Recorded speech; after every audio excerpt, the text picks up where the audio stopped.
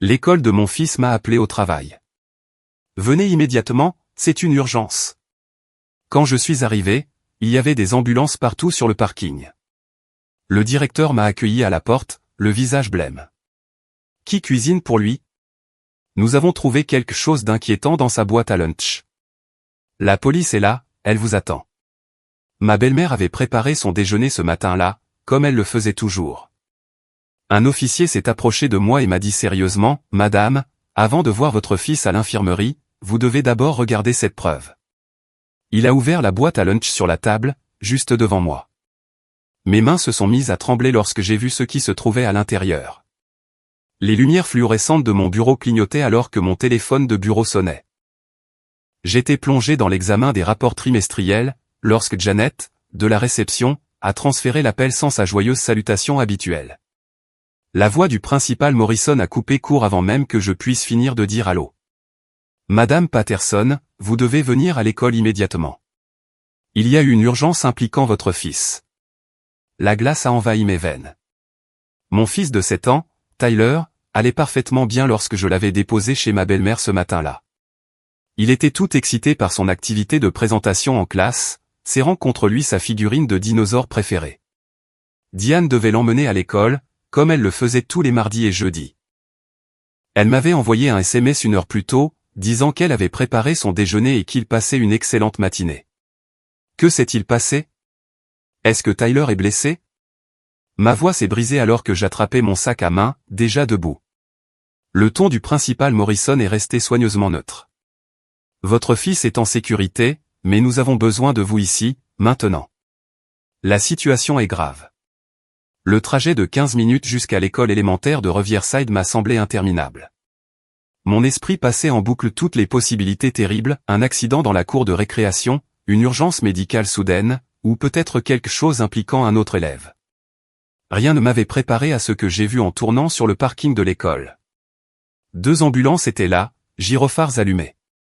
Une voiture de police bloquait l'entrée principale. Des parents étaient massés près de la clôture, leur visage tordu par l'inquiétude et la confusion. Un officier m'a dirigé vers une place de parking réservée, ce qui, d'une certaine manière, rendait tout cela encore plus sinistre. Le principal Morrison m'attendait à la porte d'entrée. La couleur avait quitté ses joues habituellement roses, et ses mains tremblaient légèrement lorsqu'elle a saisi mon bras. « Madame Patterson, merci d'être venue si vite. » Sa voix est tombée à peine au-dessus d'un murmure. « Je dois vous demander quelque chose avant d'aller plus loin. Qui a préparé le déjeuner de Tyler ce matin? » La question semblait absurde compte tenu du chaos qui nous entourait. « Ma belle-mère, Diane. Elle l'emmène à l'école tous les mardis et jeudis, et elle prépare toujours son déjeuner ces jours-là. » Pourquoi? Qu'est-ce que cela a à voir avec? Venez avec moi, s'il vous plaît.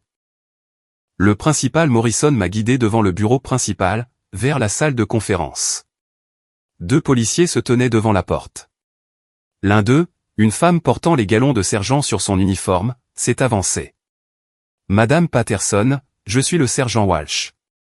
Avant que vous ne voyiez votre fils, qui est actuellement examiné par les ambulanciers au bureau de l'infirmière, nous avons besoin que vous regardiez quelque chose. » Elle a ouvert la porte de la salle de conférence. À l'intérieur, la table était couverte de ce qui ressemblait à des sacs de preuves et des gants en latex. La boîte à lunch de Tyler trônait au centre, le modèle bleu Superman qu'il avait choisi le mois dernier paraissant maintenant innocente et déplacée dans ce contexte. L'agent Walsh a enfilé des gants et a ouvert la boîte avec précaution. « Pouvez-vous me dire si vous avez préparé ce déjeuner vous-même? » « Non, j'ai déjà dit que c'était ma belle-mère. J'ai déposé Tyler chez elle tôt ce matin, parce que j'avais une présentation importante.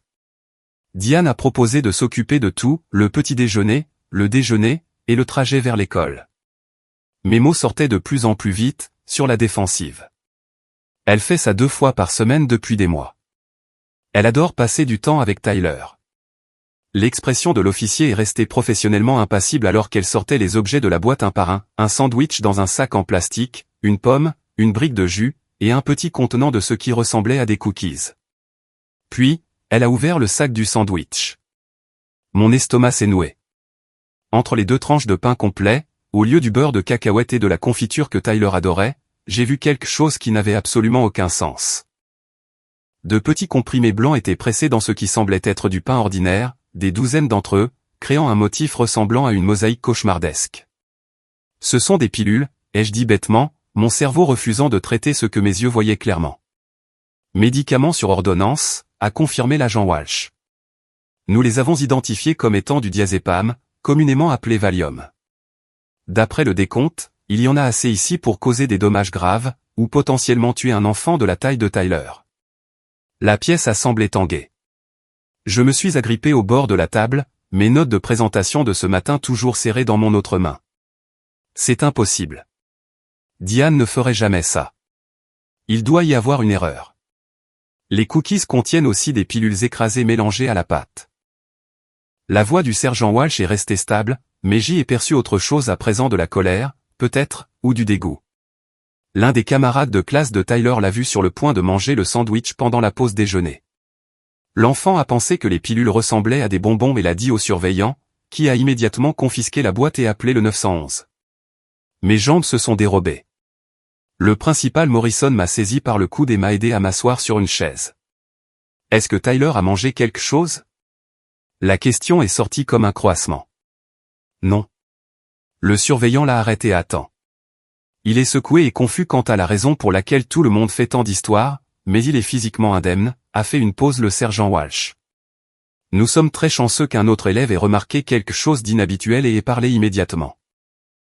Le soulagement et l'horreur se livraient une guerre en moi. Mon fils était en sécurité, mais quelqu'un avait essayé de l'empoisonner, et ce quelqu'un était la mère de mon mari, la femme qui s'occupait de Tyler 2 fois par semaine depuis qu'il était bébé, qui lui lisait des histoires le soir et l'emmenait au parc chaque week-end. J'ai besoin de voir Tyler, ai-je dit. Dans un instant, a dit l'agent Walsh. D'abord, je dois vous poser quelques questions. Depuis combien de temps votre belle-mère est-elle à la garde depuis la naissance de Tyler? Elle a pris sa retraite de l'enseignement et voulait s'impliquer. Après mon retour au travail, elle s'est portée volontaire pour le garder 2 fois par semaine. Elle a toujours été merveilleuse avec lui. Même en le disant, le doute s'est insinué. Avait-elle toujours été merveilleuse, ou n'avais-je simplement jamais regardé d'assez près? L'officier prenait des notes. A-t-il eu un conflit récent entre vous et votre belle-mère? Des désaccords sur les décisions parentales ou des affaires familiales? J'ai ouvert la bouche pour dire non, puis je me suis arrêté. 3 mois plus tôt, mon mari Grant et moi avions annoncé à ses parents que nous prévoyions de déménager dans l'Oregon pour ma promotion. Grant travaillait à distance comme développeur de logiciels, donc l'endroit n'avait pas d'importance pour sa carrière. C'était une augmentation significative, dans un poste de direction pour lequel j'avais travaillé pendant 5 ans. Diane avait mal réagi. Elle avait pleuré et nous avait accusés d'emmener son seul petit-fils à l'autre bout du pays. Le père de Grant, Walter, avait été plus mesuré, mais Diane me parlait à peine depuis. Elle voyait toujours Tyler, l'emmenait toujours à l'école les mardis et jeudis, mais la chaleur entre nous s'était évaporée. Je me disais qu'elle avait juste besoin de temps pour s'adapter. Grant m'avait assuré que sa mère s'y ferait une fois qu'elle verrait à quel point ce déménagement rendait notre famille heureuse. Nous avions même retardé notre départ pour lui donner plus de temps avec Tyler avant de partir. Mais elle le voyait toujours tous les mardis et jeudis. Elle maintenait toujours son emploi du temps habituel avec lui. Nous déménageons dans l'Oregon dans 2 mois, ai-je dit lentement. Diane n'était pas contente à ce sujet. Le sergent Walsh et sa partenaire ont échangé un regard. Assez mécontente pour faire du mal à son petit-fils? J'aurais voulu dire absolument pas. Ma voix s'est brisée. Je lui ai confié mon enfant. Elle a été seule avec lui des centaines de fois. Nous allons devoir fouiller votre domicile et celui de votre belle-mère. Nous aurons également besoin des déclarations de vous-même, de votre mari, et de toute autre personne susceptible d'avoir des informations pertinentes. Le sergent m'a tendu une carte. Un détective sera affecté à cette affaire. Cela va au-delà d'une simple agression. C'est une tentative de meurtre sur un mineur. Les mots ont flotté dans l'air, toxiques comme du poison. Tentative de meurtre sur Tyler par sa propre grand-mère. Puis-je voir mon fils maintenant? Le principal Morrison m'a conduite au bureau de l'infirmière. Tyler était assis sur la table d'examen, balançant ses jambes et parlant à un ambulancier de sa collection de dinosaures. Quand il m'a vu, son visage s'est illuminé. Maman. Tout le monde est super bizarre aujourd'hui. Ils ne veulent pas me laisser finir mon déjeuner, et j'ai encore faim. Sa plainte innocente m'a presque brisé. Je l'ai serré dans mes bras, respirant l'odeur de son shampoing à la fraise. On va rentrer à la maison plus tôt aujourd'hui, mon grand. Ça te dit? On peut aller au McDonald's? Ces priorités pragmatiques de cet ammon, d'une certaine façon, ancrées dans la réalité. Le monde s'écroulait peut-être, mais Tyler voulait toujours des nuggets de poulet. Bien sûr, mon chéri. Tout ce que tu veux. L'ambulancier a confirmé que Tyler ne montrait aucun signe d'ingestion de médicaments. Ils ont recommandé de le surveiller à la maison pendant les prochaines 24 heures, par précaution. J'ai signé les formulaires de décharge avec des mains tremblantes, pendant que Tyler bavardait à propos des camions de pompiers sur le parking. Mon téléphone n'arrêtait pas de vibrer. 17 appels manqués de Grant. Je l'ai rappelé alors que nous marchions vers la voiture, la main de Tyler petite et confiante dans la mienne. Qu'est-ce qui se passe, bordel? Le principal Morrison m'a appelé pour dire qu'il y avait une urgence mais n'a pas voulu me dire ce qui s'était passé. Est-ce que vous allez bien tous les deux? La panique de Grant transparaissait clairement à travers le téléphone. Tyler va bien. On quitte l'école maintenant. Mais Grant. Tu dois t'asseoir pour entendre ça. J'ai attaché Tyler dans son siège auto, puis j'ai fait quelques pas, ta mère a essayé d'empoisonner Tyler. L'école a trouvé son déjeuner rempli de pilules sur ordonnance. Le silence s'est étiré pendant plusieurs battements de cœur. Ce n'est pas possible. Tu as du mal comprendre. La police est impliquée. Ils ont la boîte à lunch comme preuve. Il y avait assez de pilules dans son sandwich et ses cookies pour le tuer. Chaque mot avait un goût amer. Ta mère a préparé ce déjeuner, Grant. Elle a essayé d'assassiner notre fils. Non. Le déni est venu, rapide et absolu. Ma mère ne ferait jamais de mal à Tyler. Elle l'aime plus que tout. Il doit y avoir une explication. Quelle explication pourrait-il y avoir, franchement? La colère a surgi à travers mon choc. Elle a délibérément mis des pilules dans sa nourriture. Grant, si un autre enfant n'avait pas remarqué et prévenu le surveillant, Tyler serait à l'hôpital en ce moment même, ou pire. Je l'appelle. La voix de Grant était devenue lointaine, comme s'il était déjà ailleurs. C'est une sorte de malentendu. Maman a probablement pris le mauvais récipient ou accidentellement.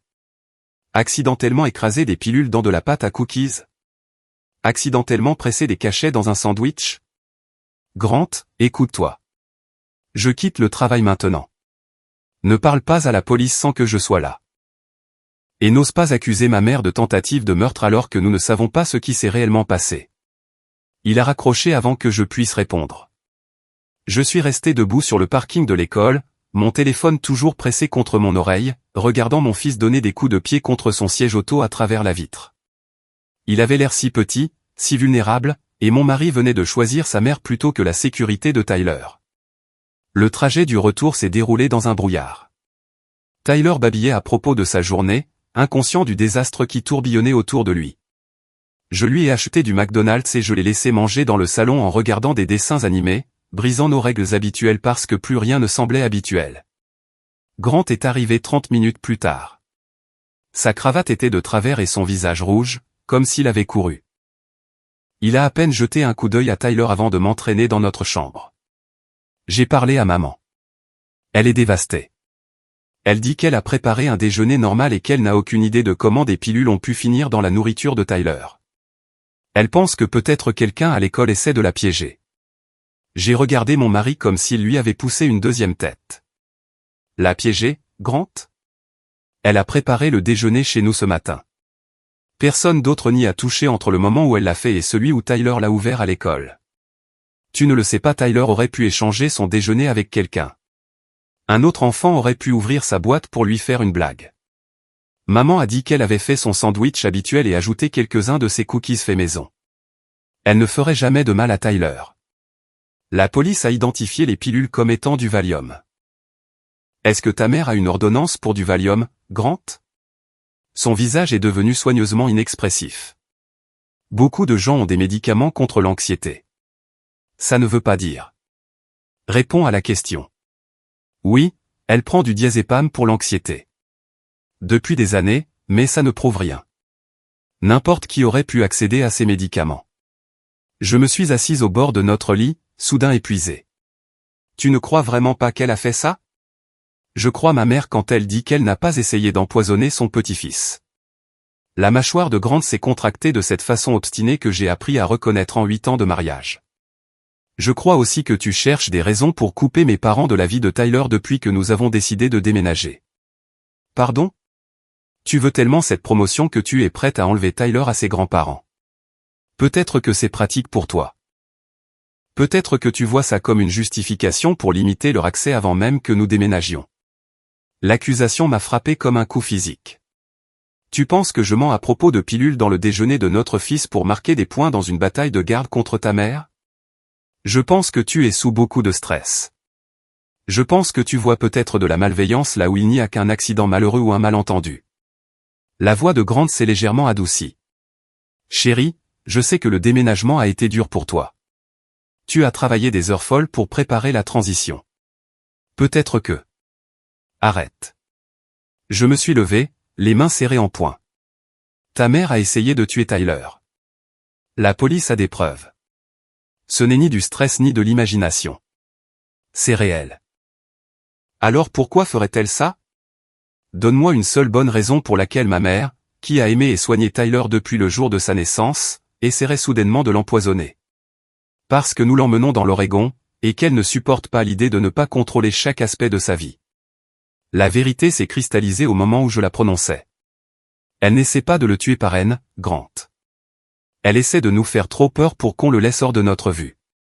Trop traumatisé pour déménager à l'autre bout du pays et le confier à quelqu'un d'autre. Grant a secoué la tête. C'est insensé. Ah oui? Pense à la façon dont elle agit depuis qu'on a annoncé le déménagement. Elle me parle à peine. Elle fait des commentaires passifs-agressifs sur le fait que Tyler va l'oublier. Elle continue de lui raconter des histoires sur toutes les choses amusantes qu'ils ne pourront plus faire ensemble.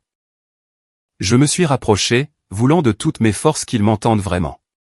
Ce matin, elle a proposé de préparer son déjeuner et de l'emmener à l'école. Même si c'était mon tour, elle a pratiquement insisté. Pourquoi? Parce que c'est une grand-mère serviable qui voulait passer du temps avec son petit-fils. Mais le doute s'était insinué dans la voix de Grant. Elle voulait avoir le contrôle sur ce qu'il mangeait. Elle voulait une opportunité. Mon téléphone a vibré avec un appel entrant d'un numéro inconnu. Je l'ai ignoré. La police va fouiller sa maison, Grant. Quand ils trouveront son flacon d'ordonnance avec des pilules manquantes, que diras-tu alors? Je dirai qu'elle prend ses médicaments comme prescrit et que les pilules manquantes ne prouvent pas qu'elle les a mises dans le déjeuner de Tyler. La défense de Grant faiblissait, pourtant. Je pouvais l'entendre. La sonnette a retenti. Par la fenêtre de notre chambre, j'ai vu une voiture de police banalisée dans l'allée. La réalité était sur le point de fracasser tout le déni que Grant avait construit. Le détective Barnes s'est présenté à la porte. C'était un homme dans la cinquantaine, les tempes grisonnantes et des yeux fatigués qui avait probablement vu trop de choses horribles commises par des gens ordinaires. Sa partenaire, le détective Lou, était plus jeune et tenait une tablette affichant des documents officiels. « Nous avons un mandat pour fouiller les lieux », a dit le détective Barnes en tendant un papier à Grant.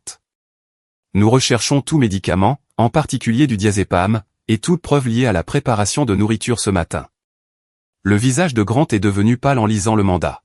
« Vous ne pouvez pas entrer chez nous comme ça. »« Nous le pouvons, et nous le ferons. »« Vous êtes libre d'avoir un avocat présent, mais la fouille aura lieu de toute façon. » Le ton du détective Barnes était professionnel mais ferme. « Nous avons également un mandat pour le domicile de votre mère. Des officiers exécutent cette fouille simultanément. Je veux appeler notre avocat. » Grant a sorti son téléphone. « Allez-y. En attendant, nous devrons vous parler, avouer à votre femme, séparément, et nous aurons besoin de faire une brève et douce interview avec Tyler en présence de l'un de vous. » Les 3 heures suivantes se sont écoulées comme un cauchemar bureaucratique. Les détectives ont photographié notre cuisine, mis sous scellé des articles de notre armoire à pharmacie, et prélevé des échantillons dans nos poubelles. Ils ont trouvé le sac à main de Diane dans notre placard de l'entrée, oublié depuis ce matin. À l'intérieur se trouvait son flacon de diazépam, à moitié vide. Pouvons-nous vérifier combien de pilules devraient être ici en fonction de sa date de renouvellement d'ordonnance, a demandé le détective Lou à son partenaire. J'ai déjà demandé cette information à sa pharmacie, a répondu Barnes en prenant des notes. Grant était assis à notre table de cuisine, la tête dans les mains, pendant que notre avocate, une femme vive nommée Angela Martinez, parlait calmement avec les détectives. Je suis resté avec Tyler dans le salon, jouant aux dinosaures et prétendant que tout était normal pendant que mon monde se désintégrait. Le détective Lou s'est approché doucement. Tyler, est-ce que je peux te poser quelques questions sur le déjeuner d'aujourd'hui? Tyler m'a regardé. J'ai hoché la tête. C'est bon, mon grand. Raconte juste au détective ce qui s'est passé. Je n'ai pas pu manger mon déjeuner parce que Madame Henderson a pris ma boîte. La lèvre inférieure de Tyler a fait la moue. Elle a dit que la nourriture était mauvaise, mais elle avait l'air normale pour moi. Grand-mère fait de bons sandwichs. As-tu vu ta grand-mère faire ton déjeuner ce matin? La voix du détective Lou était gentille, patiente. Je mangeais des céréales et elle coupait mon sandwich. Elle avait un petit sac de bonbons blancs qu'elle a mis sur le pain. J'ai demandé si je pouvais en avoir, mais elle a dit que c'était juste pour le sandwich, pas pour manger tout seul. Mon estomac s'est retourné. Diane avait fait ça juste devant Tyler, déguisant les pilules en une sorte de garniture de sandwich. Est-ce que les bonbons blancs ressemblaient à de la nourriture normale? A continué le détective Lou. Tyler a haussé les épaules. Je suppose. Grand-mère a dit que c'était des vitamines spéciales pour m'aider à devenir fort. Elle a dit que c'était notre secret et de ne pas le dire à maman et papa parce que vous vous inquiétez trop pour la nourriture saine. Grant a émis un son étouffé depuis la cuisine. Même lui ne pouvait pas nier ce que notre fils venait de décrire. Merci, Tyler. Tu nous as beaucoup aidés. Le détective Lou s'est levé et a échangé un regard avec son partenaire. Le détective Barnes s'est approché de Grant et moi une fois que Tyler a été distrait par sa tablette. Nous avons reçu la confirmation de la pharmacie de votre belle-mère. Son ordonnance a été renouvelée il y a 2 semaines et devrait contenir 60 pilules selon son programme de dosage. Le flacon que nous avons trouvé dans son sac à main contient 14 pilules restantes. Le déjeuner de Tyler contenait 46 pilules réparties entre le sandwich et les cookies. Le calcul était accablant. 60 pilules au total moins les 14 restantes dans son flacon égalaient 46 pilules. Chaque pilule manquante était allée dans la nourriture de Tyler. Nous avons arrêté votre mère, a dit le détective Barnes à Grant. Elle est accusée de tentative de meurtre, de mise en danger d'enfants et d'empoisonnement. Le procureur pourrait ajouter des charges supplémentaires. Le visage de Grant s'est effondré. Je peux la voir? Lui parlait? C'est votre droit, bien que je vous déconseille de le faire avant d'avoir parlé davantage avec votre avocat. Tout ce que vous lui direz pourrait faire partie de l'enquête. Le détective Barnes nous a tendu sa carte à tous les deux. Nous aurons besoin de déclarations formelles de chacun de vous demain. Et Tyler devra parler avec un intervieweur forensique pour enfants. Après le départ des détectives, notre maison semblait contaminée. Je ne cessais de revoir Diane dans sa propre cuisine ce matin-là, fredonnant pendant qu'elle préparait le déjeuner mortel de Tyler. Combien de fois avait-elle été seule avec mon fils? Combien d'occasions y avait-il eu pour que quelque chose de terrible arrive avant aujourd'hui? Grant était assis sur le canapé, fixant le vide. Il avait arrêté de travailler depuis son bureau à domicile des heures plus tôt, abandonnant son ordinateur portable à l'arrivée de la police. J'emmène Tyler chez ma sœur. J'ai gardé ma voix égale. Nous allons rester là-bas jusqu'à ce qu'on comprenne ce qui va se passer ensuite. Fuir ne résoudra rien. Les mots de Grant sonnaient creux. Je protège notre fils. Quelque chose que j'aurais dû faire plus tôt. J'ai commencé à préparer un sac pour Tyler. Ta mère a essayé de le tuer, Grant. Elle l'a regardé dans les yeux ce matin et lui a donné du poison en appelant ça des vitamines. Je sais. 2 mots, à peine audibles. Je sais. Vraiment? Parce qu'il y a 2 heures, tu étais prêt à croire que tout ça n'était qu'un malentendu ou une conspiration contre ta pauvre mère innocente. La colère que j'avais réprimée a éclaté. Tu l'as choisie elle plutôt que la sécurité de Tyler. Tu as même suggéré que j'inventais tout ça. Grant m'a enfin regardé. Ses yeux étaient rouges. J'avais tort. Je suis désolé. C'est juste. Je ne pouvais pas croire que ma propre mère ferait. Sa voix s'est brisée. Eh bien, elle l'a fait. Et maintenant tu dois décider où tu te situes. Avec ton fils, ou avec la femme qui a essayé de l'assassiner. Ce n'est pas juste. Rien de tout ça n'est juste. J'ai attrapé le dinosaure en peluche préféré de Tyler et l'ai fourré dans le sac de voyage. Tyler a failli mourir aujourd'hui. Une élève de CE1 lui a sauvé la vie parce qu'elle pensait que les pilules ressemblaient à des bonbons. On a eu de la chance, Grant. Une chance incroyable, impossible. Tyler est apparu dans l'embrasure de la porte. On va chez tante Brenda? Je peux prendre mon nouveau set de Lego? Je me suis forcé à sourire. Bien sûr, mon chéri. Prends tous les jouets que tu veux. Il a couru dans sa chambre, excité par cette soirée pyjama inattendue. Grant et moi nous sommes fait face à travers les ruines de notre vie normale. Qu'est-ce qui se passe maintenant? A-t-il demandé. Tu détermines où sont tes priorités. Moi, je vais m'assurer que Tyler est en sécurité et l'emmener voir un psy pour gérer les dommages psychologiques que ça a causés.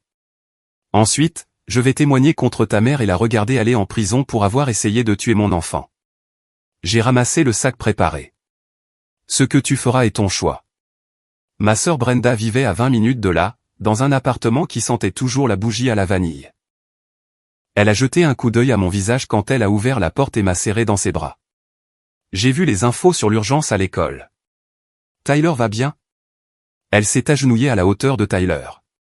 Et mon grand, tu veux m'aider à faire des cookies? Le visage de Tyler s'est illuminé immédiatement. Des vrais cookies? Pas le genre bizarre? La question innocente m'a transpercé. Mon fils divisait maintenant les cookies en catégories, normaux et poison. Pendant que Brenda occupait Tyler dans la cuisine, je me suis effondré sur son canapé et lui ai tout raconté. Elle a écouté sans m'interrompre, son expression s'assombrissant à chaque détail. Diane a fait ça. Brenda n'avait jamais particulièrement aimé ma belle-mère, mais le choc colorait encore sa voix. Elle a toujours semblé si dévouée à Tyler. Elle est dévouée. C'est ça le problème. J'ai accepté le verre de vin que Brenda m'a mis dans la main. Elle ne supporte pas l'idée qu'on déménage et qu'on limite son accès. Alors, elle a décidé de s'assurer qu'on ne laisserait plus jamais Tyler hors de notre vue. C'est complètement dément. Oui. J'ai pris une longue gorgée. Et Grant l'a défendu. Même quand la preuve était juste sous son nez, il a essayé de trouver des explications alternatives. Brenda s'est assise à côté de moi. Qu'est-ce que tu vas faire pour Grant? Je ne sais pas. Une partie de moi comprend le déni. C'est sa mère, mais Tyler est son fils. Il n'aurait pas dû y avoir la moindre hésitation sur le camp à choisir. Mon téléphone a vibré avec un SMS d'Angela, notre avocate. L'audience de libération sous caution de Diane est demain. Le procureur soutient qu'elle présente un risque de fuite et un danger pour Tyler. Grant est listé comme témoin de moralité pour la défense. J'ai montré le message à Brenda. Elle a juré avec créativité. Il va témoigner pour elle. Apparemment, la trahison se mêlait à mon épuisement. Grant allait se lever au tribunal et parler pour défendre la femme qui avait essayé d'assassiner notre fils. Cette nuit-là, Tyler a dormi entre Brenda et moi dans son lit d'amis. Je l'ai regardé respirer, ma main posée légèrement sur sa petite poitrine, sentant le soulèvement et la chute qui avaient failli ne pas continuer au-delà d'aujourd'hui. Chaque fois que je fermais les yeux, je voyais ces pilules pressées dans le pain comme des carreaux décoratifs. Mon téléphone s'est allumé avec un autre SMS de Grant, il faut qu'on parle, s'il te plaît. J'ai éteint le téléphone. L'audience de caution a attiré l'attention des médias. Tentative de meurtre d'un enfant par sa propre grand-mère, faisait des gros titres sensationnels. Je me suis assise dans la salle d'audience avec Angela, tandis que Grant était assis du côté opposé avec l'avocat de Diane. Diane semblait plus petite, diminuée dans sa combinaison orange. Ses cheveux habituellement parfaits pendaient mollement autour de son visage. Quand ses yeux ont croisé les miens, je n'y ai vu aucun remords, seulement de la colère et quelque chose qui aurait pu être de l'autosatisfaction. Le procureur a exposé les preuves méthodiquement, les pilules dans le déjeuner de Tyler, le témoignage oculaire de Tyler lui-même, le flacon d'ordonnance avec les pilules manquantes, la nature préméditée de l'acte commis à la vue de sa victime tout en le déguisant en vitamines. L'accusé a montré une intention claire de causer des lésions corporelles graves ou la mort à un enfant de 7 ans, a argumenté le procureur. Elle a ensuite menti à la police sur ses actions et a tenté de rejeter la faute sur des tiers non nommés. Elle présente un danger permanent pour la victime et devrait être détenue sans caution. L'avocat de Diane a peint un tableau différent. Une grand-mère dévouée souffrant d'anxiété et de confusion. Une femme qui n'avait jamais eu ne serait-ce qu'une contravention de stationnement. Un pilier de la communauté qui avait enseigné à l'école élémentaire pendant 30 ans. Puis Grant a pris la barre comme témoin de moralité. Ma mère est la personne la plus douce que je connaisse, a-t-il dit, sans croiser mon regard. Elle a dédié sa vie aux enfants. Elle a pris sa retraite de l'enseignement spécifiquement pour pouvoir aider à élever Tyler. L'idée qu'elle lui ferait intentionnellement du mal est incompréhensible. Êtes-vous au courant des preuves physiques liant votre mère au déjeuner empoisonné, a demandé le procureur lors du contre-interrogatoire. Je suis au courant des allégations. Des allégations? Votre fils a décrit avoir vu votre mère mettre des pilules sur son sandwich et s'entendre dire que c'était des vitamines secrètes. Votre fils ment-il? La mâchoire de Grant s'est contractée. Je pense que Tyler est un enfant de 7 ans qui peut être confus ou influencé par des suggestions d'adultes. Donc, votre fils de 7 ans, qui n'a aucun antécédent de mensonge ou de fabulation, a soudainement inventé une histoire détaillée sur le fait de voir sa grand-mère l'empoisonner? Je pense que les enfants peuvent être des témoins peu fiables. Je voulais me lever et hurler. Grant jetait Tyler sous les roues du bus pour protéger Diane. Notre fils se faisait traiter de menteur en plein tribunal par son propre père. Le juge a fixé la caution à 5 cents $, avec des conditions incluant une ordonnance restrictive empêchant tout contact avec Tyler, direct ou indirect. Le père de Grant, Walter, a payé la caution dans l'heure. À l'extérieur du palais de justice, les journalistes grouillaient. Je me suis frayé un chemin à travers eux avec Angela faisant barrage, refusant de commenter. Grant est sorti par une autre issue avec ses parents. Les flashs des appareils photo ont illuminé le visage de Diane alors qu'elle faisait une déclaration. Je suis innocente de ces terribles accusations. J'aime mon petit-fils plus que la vie elle-même. C'est un malentendu qui sera éclairci quand la vérité éclatera. Sa voix tremblait d'une émotion bien rodée. Je suis puni pour avoir trop aimé ma famille. Les commentaires sur les articles de presse étaient partagés. La moitié des gens pensaient que Diane était un monstre. L'autre moitié suggérait que j'étais une belle fille vindicative faisant de fausses accusations pour justifier l'éloignement de Tyler de ses grands-parents. Certains commentateurs ont même affirmé que tout cela était fabriqué pour attirer l'attention ou pour l'argent. J'ai arrêté de lire après que quelqu'un ait suggéré que Tyler devrait m'être retiré pour l'avoir coaché à mentir sur sa grand-mère. L'entretien forensique de Tyler a eu lieu 3 jours après l'incident. Un intervieweur spécialement formé a parlé avec lui dans une pièce adaptée aux enfants, pendant que je regardais à travers une glace sans teint avec le détective Barnes. Tyler a répété son histoire de manière cohérente, grand-mère préparant son déjeuner, les bonbons blancs qui étaient vraiment des vitamines, l'ordre de garder le secret. Il ne montrait aucun signe de coaxing ou d'incertitude. Son récit correspondait parfaitement aux preuves physiques. Les enfants n'inventent pas des détails comme appeler des pilules vitamines spéciales ou se voir dire de garder des secrets pour leurs parents, a dit doucement le détective Barnes. Ce sont des comportements de prédateurs. Elle testait si Tyler garderait sa confiance avant de passer à l'acte. Les implications me rendaient malade. Depuis combien de temps Diane planifiait-elle cela? Y avait-il eu d'autres tests que j'avais manqués? Grant est revenu dans notre maison cette semaine-là. J'étais resté chez Brenda avec Tyler, incapable d'affronter la cuisine où Diane avait préparé la nourriture empoisonnée. Quand je suis finalement revenu pour emballer plus de vêtements, Grant m'attendait. Nous devons parler du retour de Tyler à la maison. Il avait l'air terrible, comme s'il n'avait pas dormi depuis des jours. Il devrait être dans son propre lit, dans sa propre maison. Tyler est en sécurité chez Brenda. Cette maison est une scène de crime. Je suis passé devant lui vers l'escalier. La police a déjà terminé son enquête ici. Ils ont libéré la maison. Grant m'a suivi. S'il te plaît, nous sommes toujours une famille. On peut traverser ça ensemble. Je me suis arrêté à mi-chemin de l'escalier. Sommes-nous toujours une famille? Parce que de là où je suis, tu as choisi ta mère plutôt que ton fils. Tu as traité Tyler de témoin peu fiable tout en défendant la femme qui a essayé de l'assassiner. J'essayais d'aider ma mère à obtenir sa caution pour qu'elle ne reste pas en prison avant son procès. Ça ne veut pas dire que je ne crois pas qu'il est arrivé quelque chose à Tyler. Quelque chose est arrivé. Je me suis tourné pour lui faire face. Ta mère a intentionnellement empoisonné notre fils.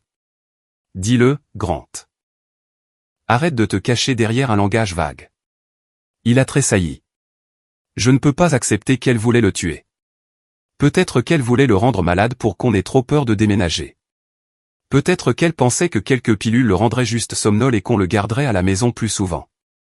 Je ne sais pas, mais le meurtre prémédité de son propre petit-fils. Je n'arrive pas à concevoir ça. Le procureur a compté 48 pilules, Grant. Ce n'est pas pour rendre quelqu'un somnolent. C'est une dose létale pour un enfant de la taille de Tyler. J'ai continué à monter les escaliers. Tu dois décider de ce que tu crois, parce que je ne laisserai pas Tyler près de quelqu'un qui doute de ce qui lui est arrivé. Je crois que Tyler a reçu des pilules. Je crois que ma mère a commis une erreur terrible, impardonnable. Mais je crois aussi qu'elle ne comprenait pas les conséquences de ses actes. J'ai emballé les vêtements de Tyler en silence pendant que Grant regardait depuis l'embrasure de la porte. « Est-ce que tu me quittes ?» a-t-il finalement demandé. Je ne sais pas. Pour l'instant, je me concentre sur la sécurité de Tyler et je l'aide à assimiler ce qui s'est passé. Tout le reste est secondaire. C'est ma mère. La voix de Grant s'est brisée. Je ne peux pas simplement l'abandonner. Elle a essayé de tuer ton fils. J'ai fermé la valise. Le fait que tu aies du mal à choisir entre eux me dit tout ce que j'ai besoin de savoir sur ma place dans ce mariage. Les papiers du divorce sont arrivés 2 semaines plus tard. Pas pour moi de la part de Grant. Il demandait la garde de Tyler, prétendant que je gardais son fils loin de lui sans justification. Son avocat a soutenu que j'avais prévu d'emmener Tyler dans l'Oregon contre la volonté de Grant et que j'avais utilisé l'incident présumé comme excuse pour aliéner Tyler de son père et de ses grands-parents paternels. Angela a examiné le dossier avec une rage à peine contenue. Il prétend que vous avez coaché Tyler pour faire de fausses allégations. C'est ignoble. Peut-il vraiment obtenir la garde? La peur a couru en moi. Aucun juge ne donnera la garde à un père qui a défendu sa mère après qu'elle a empoisonné son fils. Mais l'audience sera laide, et Grant est clairement prêt à dire n'importe quoi pour maintenir sa relation avec Diane. La bataille pour la garde a consumé le mois suivant. L'avocat de Grant m'a dépeinte comme une femme de carrière ambitieuse qui n'avait jamais voulu que Diane s'implique dans la garde des enfants. Ils ont produit des emails où je me plaignais des problèmes de limite de Diane et de son comportement contrôlant envers Tyler. Ils ont suggéré que j'avais planté les pilules moi-même pour piéger Diane et justifier le déménagement dans l'Oregon. Mon avocate a riposté avec l'entretien forensique de Tyler, les preuves physiques, et le témoignage d'experts sur la létalité de la dose que Diane avait préparée. Mais les accusations de Grant piquaient encore, surtout quand ses parents ont pris la barre. Walter a témoigné que j'avais toujours ressenti de la rancœur envers la relation proche de Diane avec Tyler, que j'avais fait des commentaires sur le fait de vouloir limiter l'accès des grands-parents, que j'avais été difficile concernant le déménagement dans l'Oregon et que je semblais voir Diane comme une rivale pour l'affection de Tyler. Une partie de cela était techniquement vrai. J'avais trouvé Diane envahissante par moments. J'avais posé des limites sur les visites à l'improviste et les règles alimentaires, mais ils ont déformé des décisions parentales normales pour en faire la preuve d'une conspiration contre leur famille. Le juge a finalement statué en ma faveur. Grant a obtenu un droit de visite supervisé, et l'ordonnance restrictive de Diane est restée en vigueur, mais le mal était fait. Grant m'avait accusé d'avoir coaché notre fils à mentir sur une tentative de meurtre. Il avait pris le parti de sa mère contre la sécurité de Tyler, et il avait essayé d'utiliser le système judiciaire pour me punir d'avoir protégé notre enfant. J'ai déposé ma propre demande de divorce le lendemain de la conclusion de l'audience de garde.